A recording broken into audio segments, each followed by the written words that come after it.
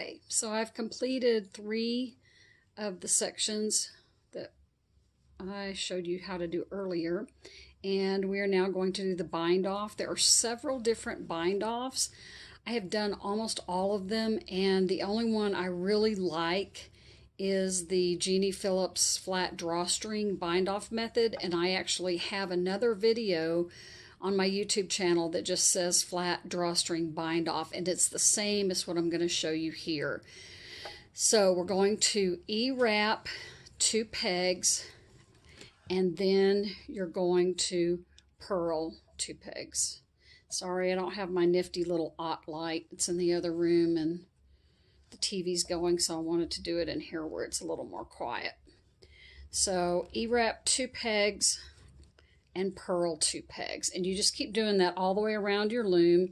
And if you E-wrap them and then do the purls, then you can come back and knit over the E-wrapped pegs.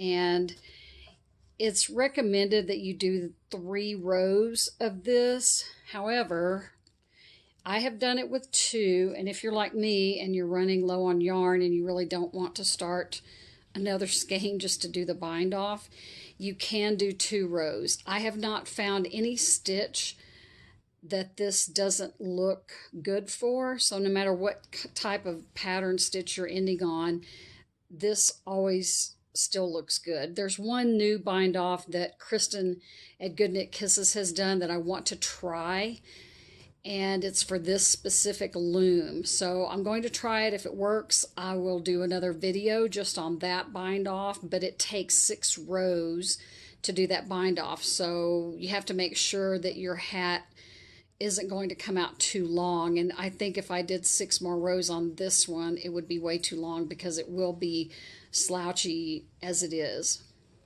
So go ahead and do your 3 rows, 2 or 3 rows of 2 pegs of E-wrap, 2 pegs of purl, and meet me back here.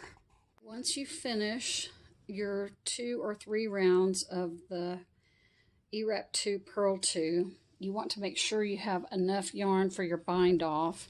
And I probably take more than needed, but I would rather have too much than too little. So I usually go, there's once, twice, and I usually go another half or almost before I cut my yarn. All right, so for the bind off, we're going to take the working yarn behind the first 2 pegs, and then we're going to bring it through like we're going to purl it, but we're going to pull it all the way through. So we're purling it and pulling it all the way through the next 2 pegs.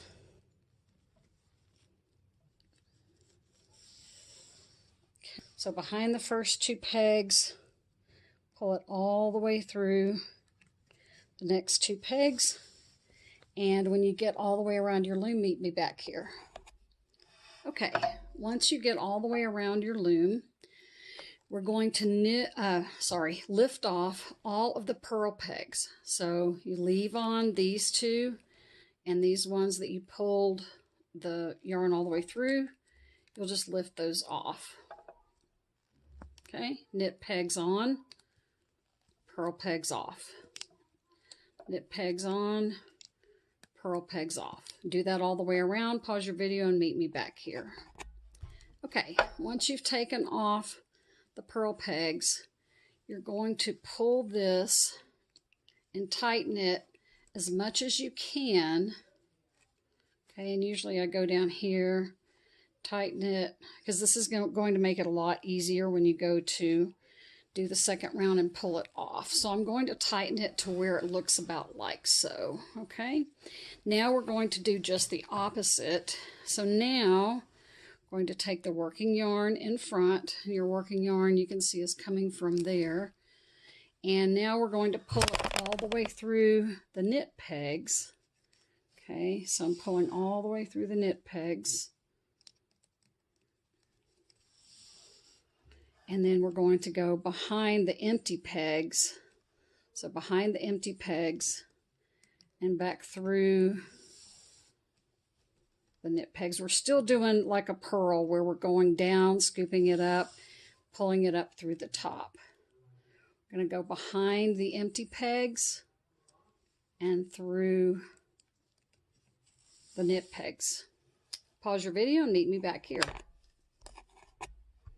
All right, when you get all the way through these last ones, put it behind these, and one more time come back through your very first peg.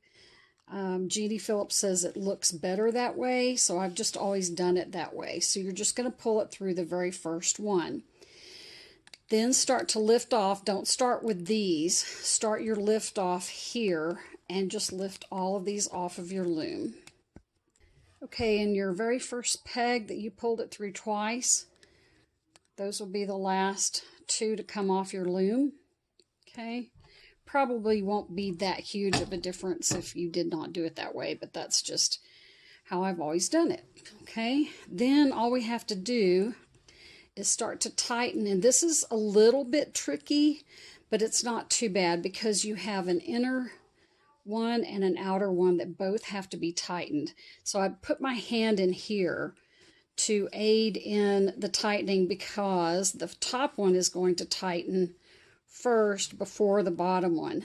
So you have to keep pulling until you feel the bottom one tightening down here. So a lot of times what I'll do is I'll pull, see how this is the top one, this is the bottom loop. I'm going to pull that tight. It's basically you're tightening two loops, and then I'll start to tighten the top. And you have to be careful if you're using a real fragile yarn like homespun. You have to really be careful because it will oftentimes break if you pull too hard. Okay, so this, I love the top, the way the top of this hat looks. So on the underside of your hat, you want to make sure both this inside loop and this outside loop are both tight. So if you end up with this loop tight and then this one loose, you're going to have to go back in and tighten it up. So then you just weave in your ends, and you have the loom knit version of the very popular Copy Cat Colorado Chick beanie.